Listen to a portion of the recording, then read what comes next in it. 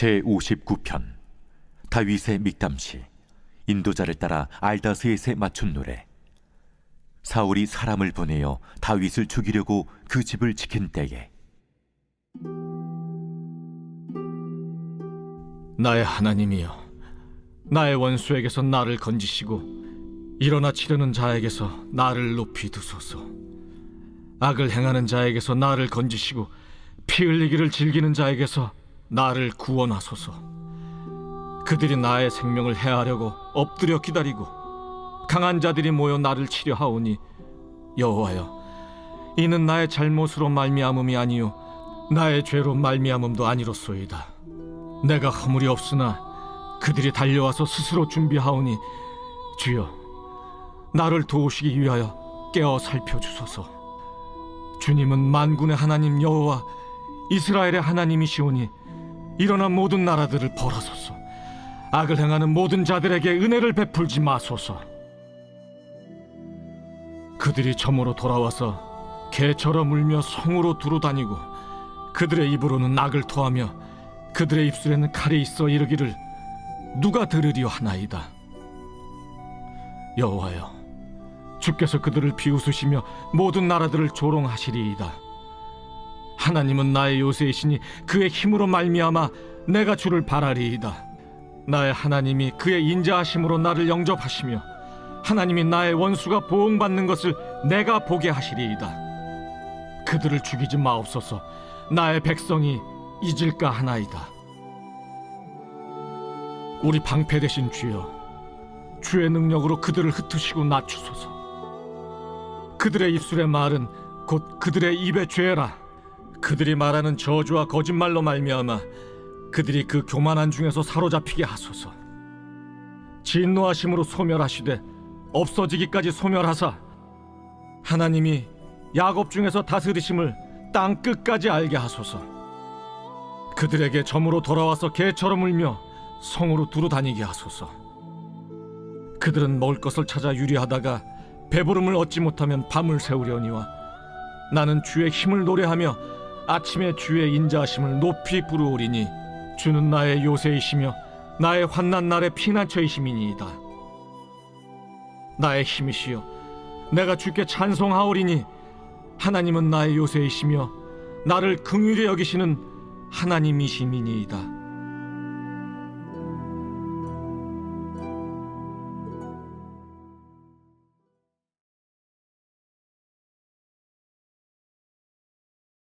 할렐루야.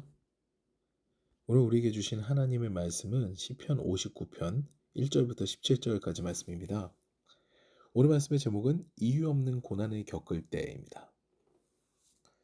저는 뭔가 새로운 프로그램을 배우는 것을 두려워합니다.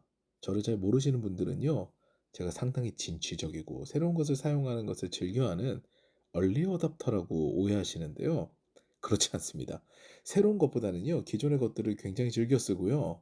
저는 기존의 방식에서 벗어나지 않지만 성능이 보다 더 뛰어난 것을 찾아서 제가 구입해서 사용하는 사람입니다.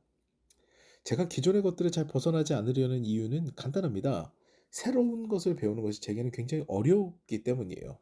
저는 뭔가 새로운 것을 도입하려면요, 좀 강박이 있습니다. 완벽을 기해야 한다는 강박이 제 안에 있어서 수많은 시뮬레이션 끝에 이제 됐다 했을 때 저는 그 새로운 것을 도입을 하고 적용을 하게 되죠. 예를 들어서요, 우리 교회에 자막 프로그램을 도입할 때도요, 저는 수많은 자료를 검토하고 프로그램을 시뮬레이션 해본 후에야 도입을 결정했습니다. 일개 자막에 불과하는데, 그 자막기에 불과하는데 저는 그것을 검증하고 도입하는데 대략 한 달 반 정도의 시간을 썼죠. 그 시간이 소요가 됐어요.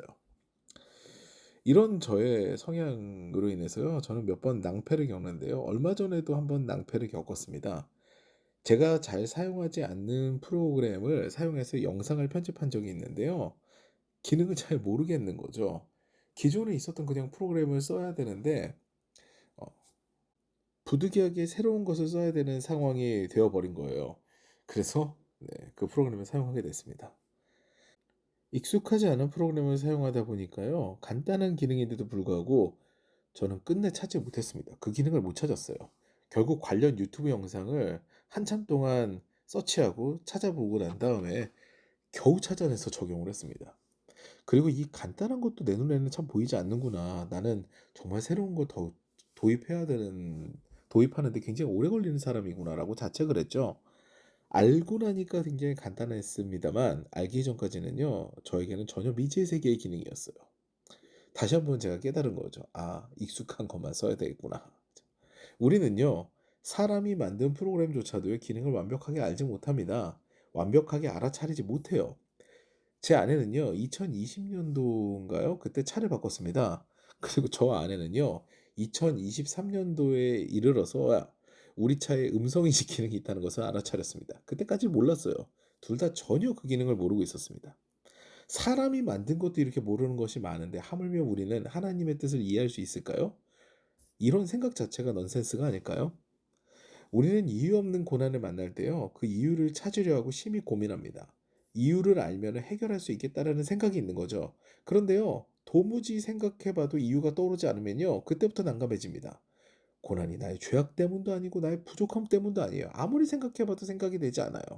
열심히 신앙생활하고 열심히 내 삶에 매진하면서 아무리 생각해 봐도 내가 이런 고난당할 만한 일을 하지 않았다는 생각이 들면은요.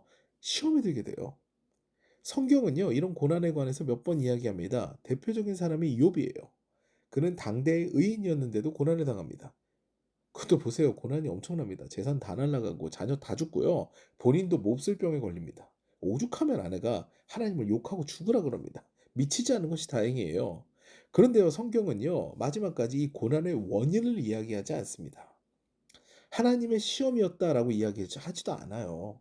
도대체 욥은 왜 이 고난을 겪었을까요? 근데 우리는 이 문제의 방점을 찍으면 안 된다는 것이 오늘 우리 본문에서 주는 지혜 중에 하나입니다. 오늘 본문은요. 다윗의 이유 없는 고난에 관해서 이야기합니다. 오늘 시의 표제는요. 사울이 다윗에게 감시를 붙였을 때예요. 다윗에게 질투를 느낀 사울은요. 다윗을 죽이기 위해 사람을 붙입니다. 다윗은요. 이를 알아차리게 되죠. 다윗 입장에서는 너무 억울해요. 골리앗을 죽인 것도요. 블레셋과의 전쟁에서 승리를 거둔 것도 모두 이스라엘과 사울 왕을 위한 겁니다. 사울을 몰아내고 왕이 되겠다? 이런 생각은 보이지 않아요. 그럼에도 불구하고 그는 상당히 충성스럽고 용사인 그 다윗인데요. 장인인 사울의 미움을 받습니다. 우리는요. 사울이 다윗을 미워하는 이유를 너무나 잘 압니다. 제3자의 입장에서 밖에서 보고 있기 때문에 잘 아는 거죠. 그런데 다윗의 입장에서는 어떨까요? 억울하기만 하지 않을까요? 제가 다윗의 입장이면요. 심히 고민될 거예요. 어떻게 하면 왕에게 사랑받을 수 있을까? 내가 미움받는 원인을 제거해야겠다. 이런 생각으로 가득 찰 것 같습니다. 그런데 미워하기로 작정한 악인인 사울에게는요. 어떤 방법도 사실 무효해요. 이런 상황에서 다윗의 행동은요. 우리에게 지혜를 줍니다. 그는 하나님께 이 모든 것을 의뢰합니다. 자신이 원인과 결과를 생각하지 않아요. 그것과 상관없이 하나님께서 나와 함께 하시면 된다. 이런 믿음이 있는 거죠. 4절 말씀 보세요. 내가 허물이 없으나 그들이 달려와서 스스로 준비하오니 주여 나를 도우시기 위하여 깨어 살펴주소서. 내가 허물이 있든 없든 나에게는 환난이 올 수 있습니다. 그런데 저는 상관없습니다. 주님께서만 알아주시고 저의 편 되어주시면 됩니다. 라는 이 마음인 거죠. 사랑하는 여러분, 우리는 이유 없는 고난을 겪을 때 그 고난의 원인을 추적할 때가 있어요. 그런데 우리는 하나님의 섭리를 알 수 있나요? 알 수 없습니다. 우리는 인간이 만든 것도 잘 알지 못해요.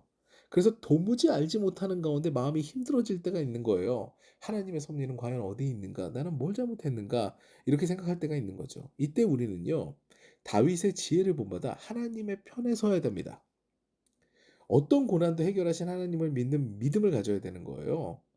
그것만이 내가 지금 이 이유 없는 고난 가운데서 내가 시험에 들지 않고 오히려 이 고난의 시간, 영혼의 깊은 밤을 주님과 함께 외롭지 않게 지날 수 있는 그런 요소가 됩니다. 오늘도 우리를 지키시는 요새와 같은 주님과 함께함으로 인생의 고난 가운데서 정말 이유 없는 고난이 찾아올 때도요. 그 가운데서 평안을 찾는 저 여러분 되시기를 주님의 이름으로 축원합니다.